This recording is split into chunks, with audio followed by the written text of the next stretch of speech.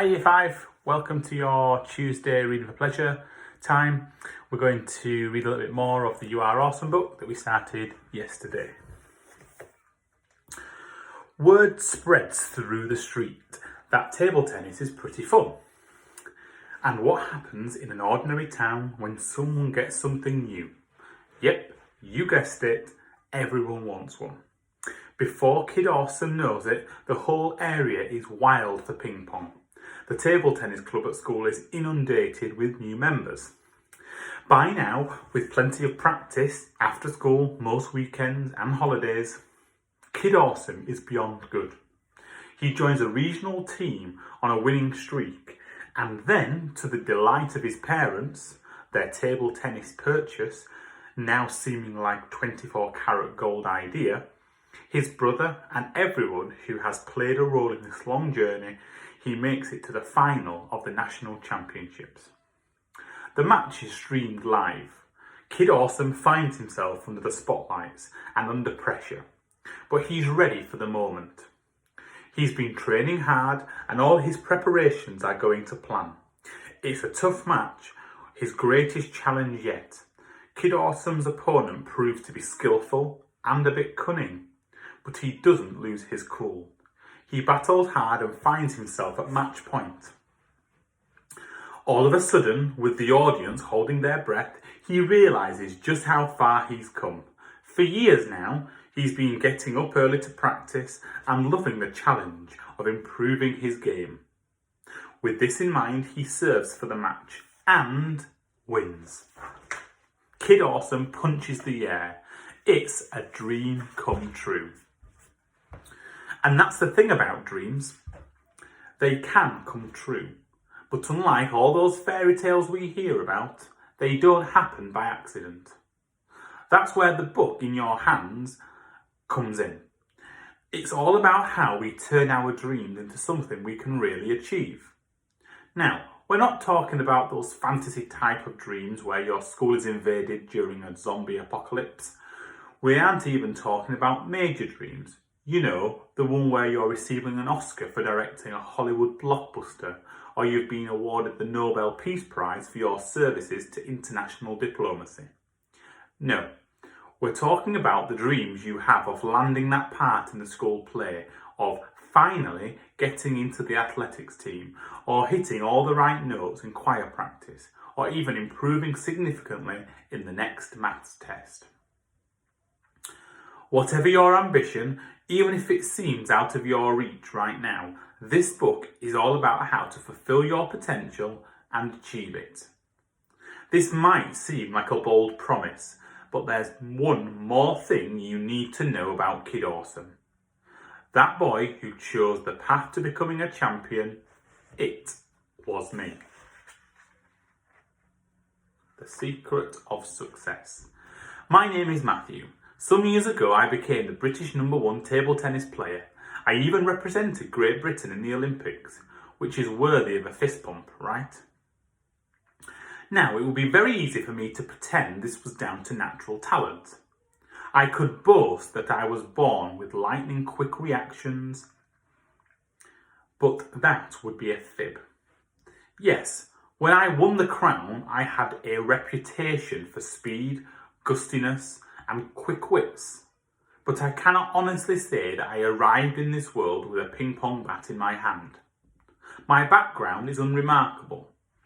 As I described, I was very average.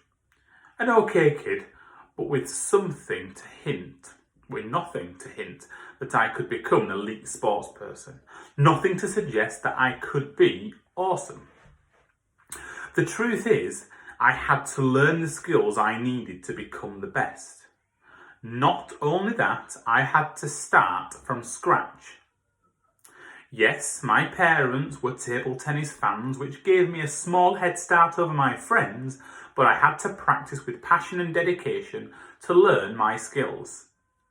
It was hard work, with lots of setbacks on the way, but I gained valuable lessons from every moment. So, let's forget those types of stories where we hear about people being born gifted or naturally talented. when it comes to explaining how someone got really good at something. I'm here to reveal the truth, and the fact is, it's possible for anyone to get really good at almost anything. And that includes you.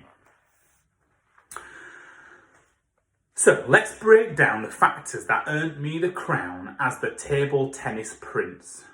I am warning you now, it's all about grit, not glamour. Number 1, the table. My parents are still unable to explain why they decided to fill their garage with a full-size table tennis table, a super deluxe model with gold lettering, since you ask. Even so, I can be sure there weren't many kids that had one, which gave me a head start. It didn't make me instantly better than anyone else, though. I simply started practicing earlier than most. As time went by, people began to say I was a genius with the bat, and that I had a natural talent. But they hadn't seen the table in my garage, and they definitely hadn't seen how many rainy Sundays and evenings after school I'd spent in there, tirelessly batting the ball back and forth in an effort to improve.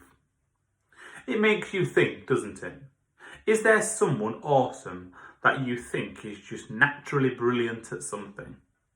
I wonder what they've got in their garage. Number 2, my older brother.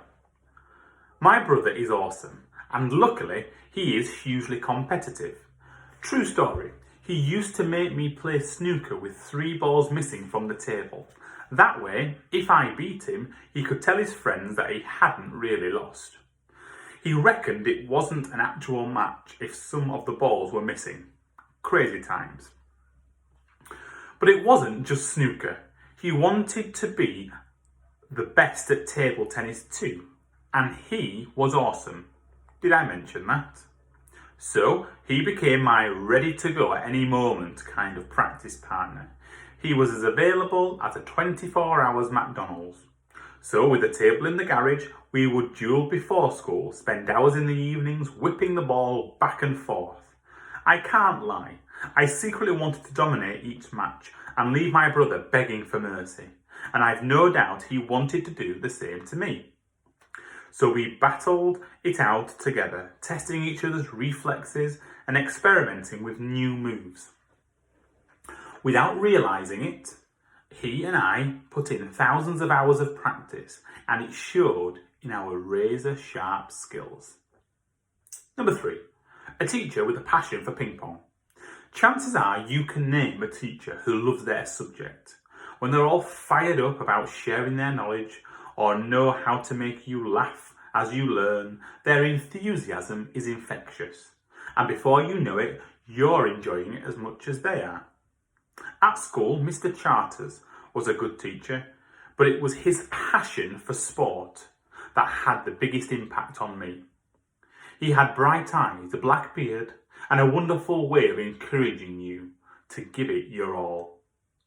Life is about being the best you can possibly be, he said. While he ran almost all of the after-school clubs, it was table tennis that meant the most to him. He also happened to be one of the nation's top coaches and a talent scout on the lookout for players with potential to learn and improve. It meant that he encouraged everyone who showed him the slightest interest in the sport to check out the local table tennis club.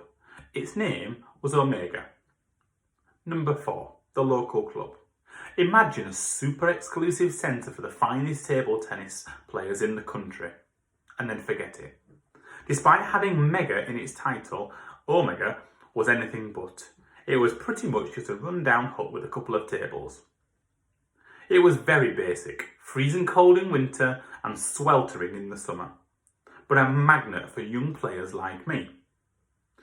Once you had demonstrated that you knew a chop from a forehand slice, technical table tennis shots rather than cuts of raw meat in case you were concerned, you would be granted the ultimate honour, a key to Omega. This wasn't just any key, but one that opened the door, day or night, to the table tennis palace. For palace, read shack, of my hometown.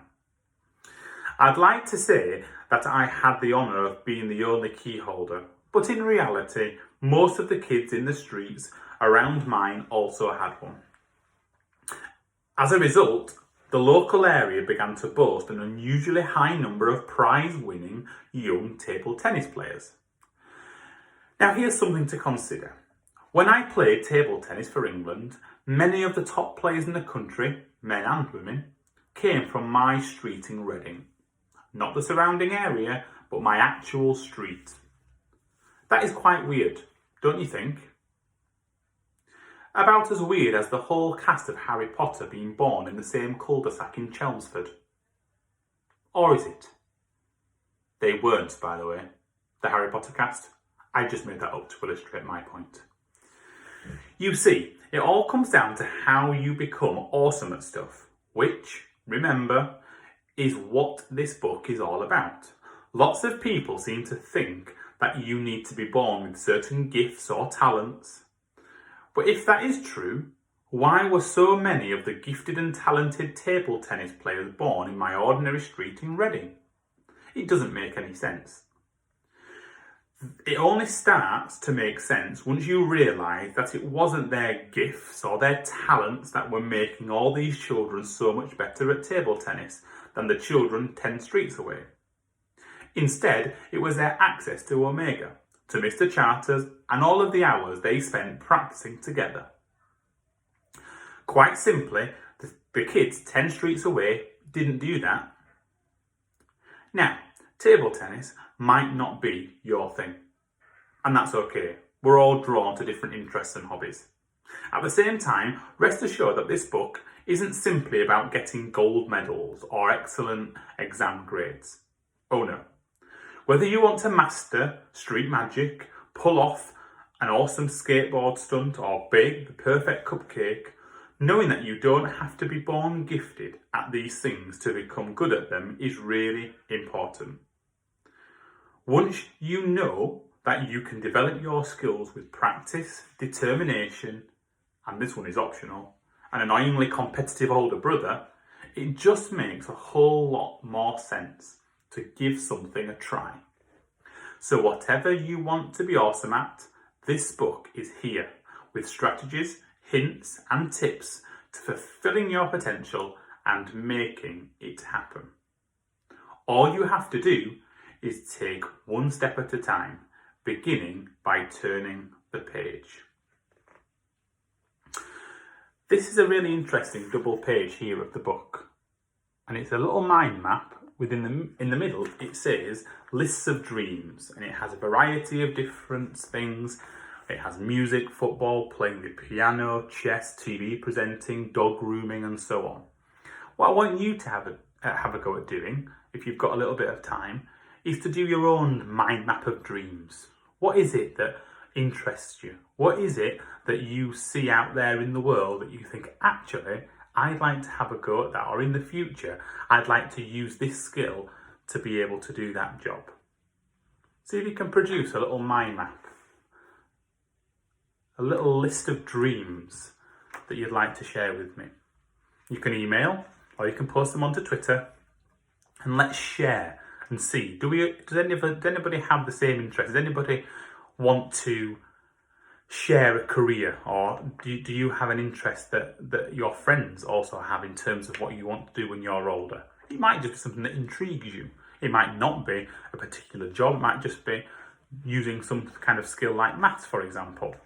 You don't know maybe what that will look like in times to come, but you think maths is something that I really find enjoyable.